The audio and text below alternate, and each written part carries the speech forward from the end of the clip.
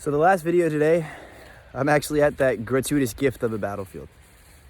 I am on the plateau of Hazel Grove. I mentioned in the video earlier that Hazel Grove is nowhere near the size that it was in 1863, and it's not. I mean, it is relatively small clearing today. So it might be a little difficult to really grasp the magnitude of how much this affected the battlefield. But with what we have, it is still very possible to get that feeling of how important Hazel Grove really is. So this holds importance for more than a few reasons than just that artillery being on this plateau. So you can see the plateau that I'm on now. I want to point out the low ground behind me. Now we're looking at Fairview from the opposite side. So you can see it, and you can see the turnpike. If you can, maybe I don't know if you can see the cars. I don't even see any cars on the camera. There's a few, but if you can see them, cool. I can't from the phone. But this is also a position that Hooker held, and had he have kept holding it, he could have kept the Confederates separated. They didn't stay separated, as I mentioned earlier. They connected here. So with that connection being here on Hazel Grove, that separation was forfeited when Hooker lost his will to fight.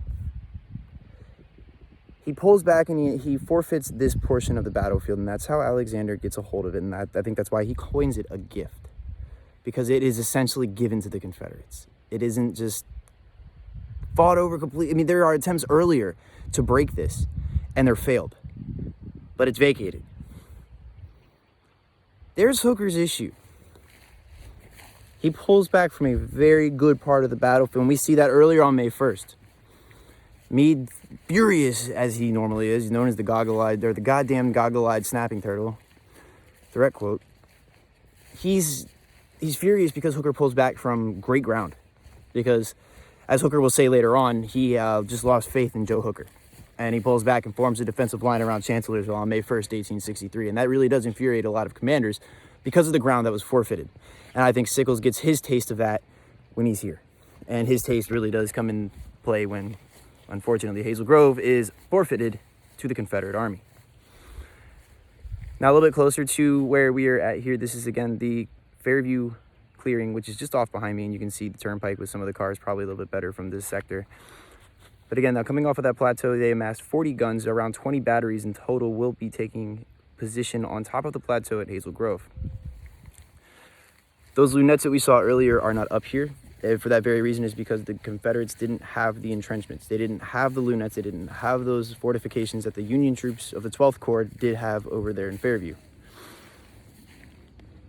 So there's advantages to both of these positions. You have the heights, you have the plateau, you have the advantage of a great field of fire. I mean, that is excellent if you're trying to concentrate artillery to a certain point, because that's kind of what this clearing does. It narrows out into Fairview and onto the turnpike. So if you have federal troops over there on the turnpike and you have 40 guns over here, you've got a great advantage over those men over there. However, that artillery that is dug in has also that advantage because they have the protection of those lunettes that you saw earlier, with those great rises in the front of them that would protect them from that fire.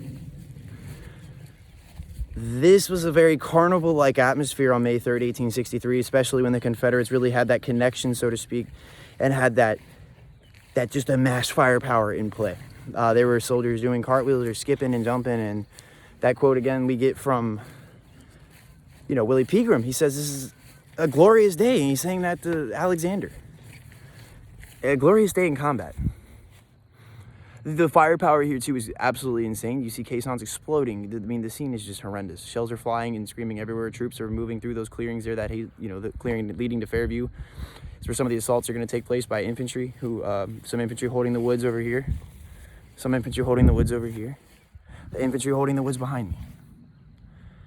It's a massive fight on May 3rd, which leads again to that coining of the bloodiest morning with those casualty numbers the way they are on May 3rd. As we close today, again, I just want a big thank you for watching any of these. If you have, again, it is trial and error. This is not a established video thing, or it is so informal, and I hope that's okay. I really enjoy doing this. This is fun, and I really do think that it'd be constructive for not only just you know, being on social media for the brand and everything, but also just to educate. And I think it would maybe, you know, going to certain site-specific spots and focusing on certain things and keeping the videos short and sweet, you know, 10-minute, 11-minute max, maybe 15 if it's really, really good content. But I just wanted to share what I said earlier was one of my favorites. This is my favorite. I have fond memories of this battlefield, specifically this spot. Many years ago, I'm kidding, it's back in 2016, I was intern with the park, and one of the things that we had the opportunity to do was participate in living history.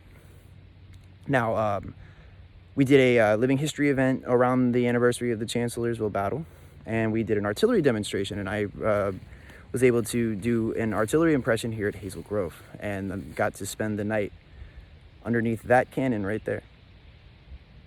It was very cool. Waking up and seeing Hazel Grove with a mist of a fog lining the clearing, and the sun rising almost with a purple hue to the sky was one of the most memorable things I've ever had on a Civil War battlefield. Waking up to that, we had some fellow soldiers over here. They were known as the stragglers. They do a Zouave impersonation, a few Union different impressions. They woke up and offered us breakfast, so we sat over there and had breakfast with them and watched the sunrise in Hazel Grove. And to think 150 some years later that you can come out to a place and have something so peaceful like that in the morning, in comparison to what the morning of May 3rd, 1863 was like, it's astounding. And I think it's a note to our nation that we were able to withstand such a war that caused such death and destruction to this country, that it was able to mend itself and work towards healing as Lincoln would have wanted. But none of that would have been possible if these battles hadn't happened. Thank you again for watching and joining our channel, and I look forward to making more videos for you.